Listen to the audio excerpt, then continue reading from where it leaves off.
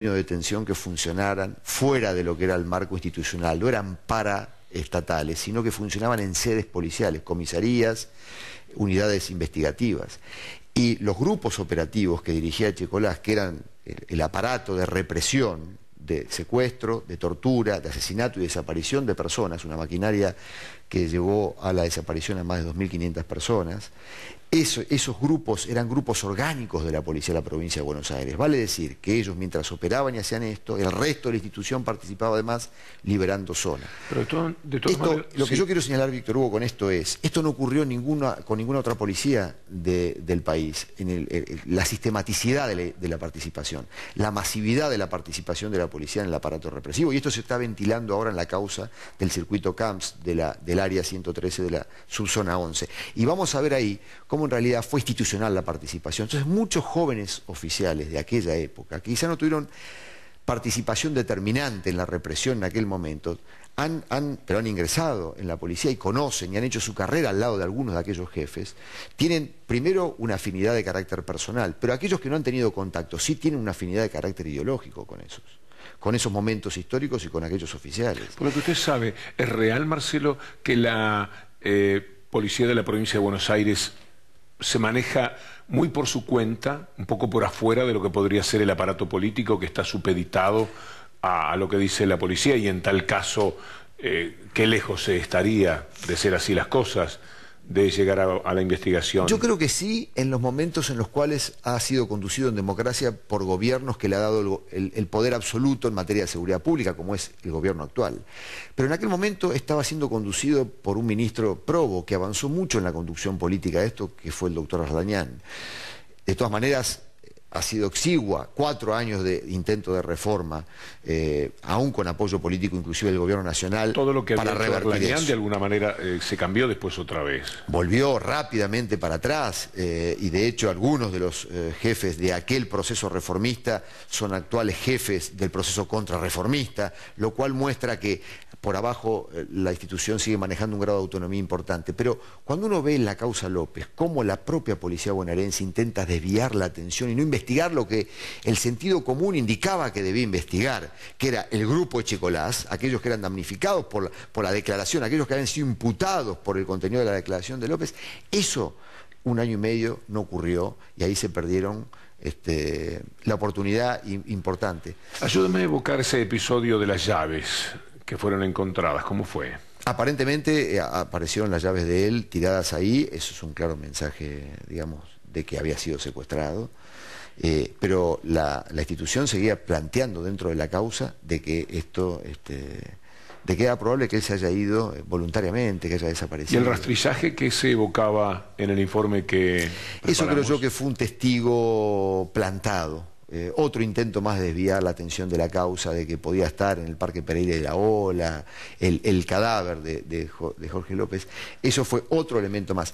Pero lo extraño de esto, Víctor Hugo, es si es tan importante, son tan importantes los juicios para la sociedad y para el Estado, inclusive para el Estado federal. ¿Cómo puede ser que después de todos estos años no hayamos concretado lo que yo en algún momento pude conversar con Néstor Kirchner, que es un grupo policial con gente muy selecta, que se aboque a investigar seriamente a los grupos que están detrás de estos hechos en todas las causas en materia de derechos humanos? No alcanza con la proclamación de que los juicios deben avanzar, porque las personas que hacen esto son grupos organizados, que no son grupos políticos que operan en el sistema político, pero que sí intentan obstruir el hecho de volver a la cárcel o ser imputados, y sin embargo hoy la Argentina no cuenta con esa unidad policial. ¿Se ha mejorado por lo menos especial en la protección de testigos? Escasamente.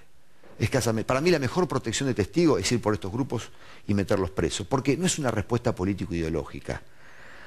No hay que emular ciertas polarizaciones típicas de los años 70. Lo que hay que hacer es una respuesta con el Código Penal, porque quien amenaza a un testigo, quien pone palos en la rueda en una causa judicial de esta envergadura, está cometiendo delitos.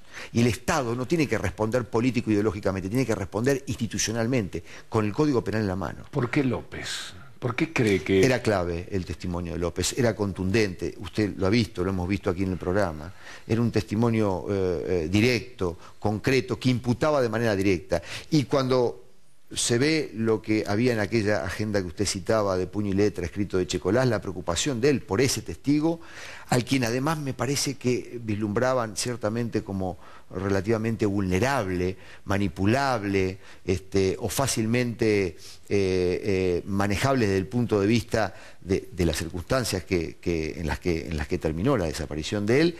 Me da la impresión de que ellos apuntaban a Hay que recordar que era el primer juicio oral, como dije en el comienzo del programa. Después de obediencia debida, de punto final, era el primer juicio oral. Era el primero, era tenía la un clave. valor simbólico muy especial. Y además la figura de genocidio. Es decir, ahora ya no llamaría tanto la atención porque hubo varios juicios, incluso ahora tenemos... La figura de genocidio era clave, abría la puerta para juicios posteriores como los que se están ventilando en materia del circuito Camps. Pero es importantísimo, importantísimo cómo en realidad se ve en la sentencia que la policía participaba masivamente en la represión. Quiero subrayar, agradeciendo a la Comisión Provincial por la memoria, porque buena parte del material tiene que ver con ellos. Quisiera remarcar la importancia de Jorge Julio López como hombre, como persona, como hombre capaz de jugarse, porque él estaba amenazado. Él sabía perfectamente que estaba hablando con quienes ya lo habían secuestrado una vez, con quienes lo habían torturado, que no se andaban con demasiadas vueltas, indudablemente. Vale la pena repasar entonces lo que él decía en el juicio, porque me parece que no estamos hablando de un hombre cualquiera que hace 5 años desapareció, estamos hablando de un hombre de valores que vale la pena que tengamos en cuenta para que no se pierdan de vista. No es tan solo un nombre y un apellido que entra en la historia en función de haber sido desaparecido, entra en la historia por este coraje. De pronto su nombre completo. Jorge Julio López. El Checolás estaba así al costado y de allá mandaba a los... Dale, dale, dale, subí un poco más, dice. Subí la que este gringo, dice, este que está acá en la parrilla, dice. Una vez allá en otro lado que estuvo, dice, que yo lo picañé, dice. Se dio vuelta, dice, porque allá era floja, allá con batería de la máquina esta, decía así, como sobrándome. Y se me ponía cerca, pero con una capucha, un estilo capucha peluda y de mono, así. Me conocés, me decía. Hacete el guapo como te hiciste aquella noche. Resulta que, a mí me decían. Resulta que ese día a mí no me hacía mucho la picana, porque era con batería, no me hacía mucho, sentía el cosquilleo y todo. Ahora acá vas a sentir, dice, vas a ver. Y le dice a los otros cargándome así, che, prendela directo desde la calle a la máquina, dice. ¿Quién decía todo esto? Checolás, el ahí. Señor Checolás.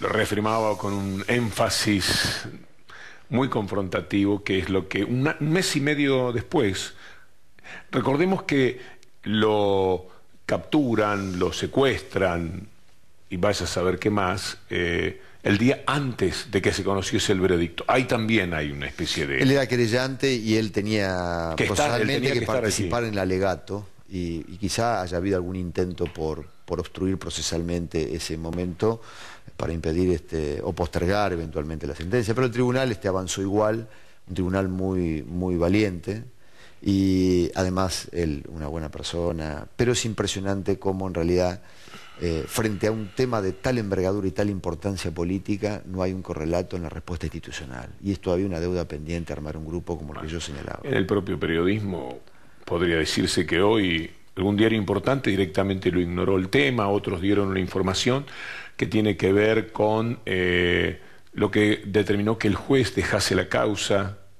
sí. Por un reclamo de la propia familia en determinado momento. Sí.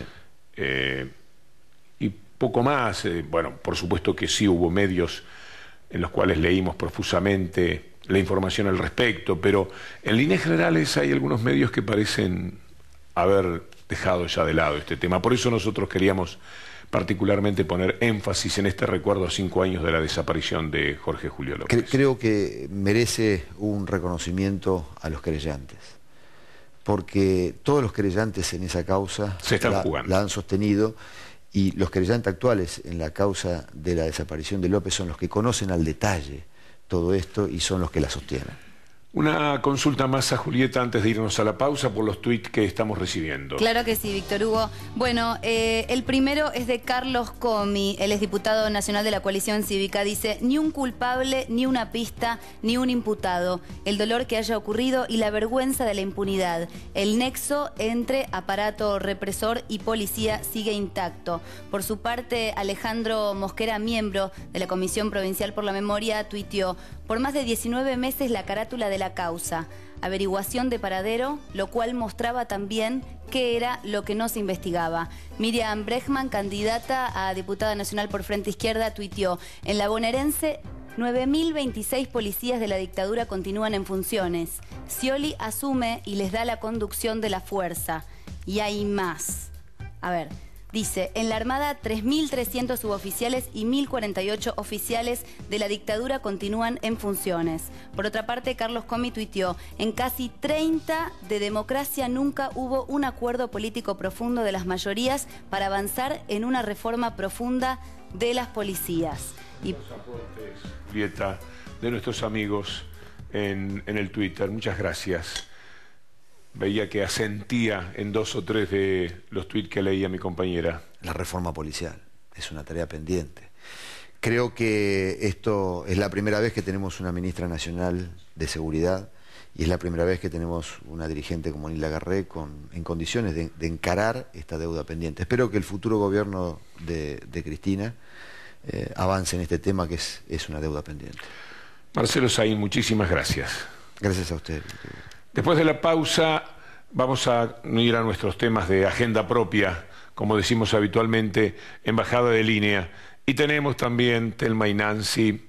En este momento no es el más oportuno, pero les puedo asegurar que hay un par de momentos desopilantes generados por estos amigos que desde Córdoba nos permiten una sonrisa en todo el país, aún con temas muy serios. La pausa y enseguida volvemos. Tantas veces me mataron, tantas veces me morí, sin embargo estoy aquí resucitando. Gracias.